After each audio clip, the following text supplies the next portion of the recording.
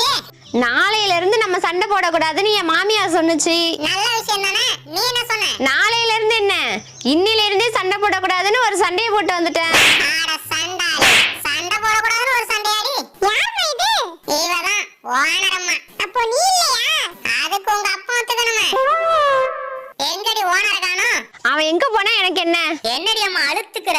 அப்புறம் என்னடா, கோழி செத்து பாத்திருப்ப, ஆடு செத்து பாத்திருப்ப, மாடு செத்து பாத்திருப்ப, ஏன் காக்கா செத்து கூட பாத்திருப்ப, ஏன் நாக்கு செத்து பாத்திருக்கீங்களா?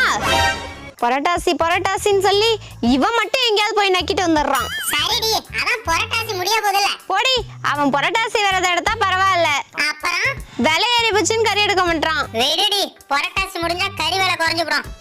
கறி விலை குறைஞ்சாலும் இவன் காசு இல்லைன்னு தான் சொல்லுவான். நீ காசை சேர்த்து வைக்க வேண்டியதானே? எங்கடா சேர்த்து வச்சாலும் தான் கண்டுபிடிச்சு போடுறான். சக்கரை டப்பாயில வைடி. அடி போடி, எறும்பு கூட சர்க்கரையை கண்டுபிடிக்க 10 நிமிஷம்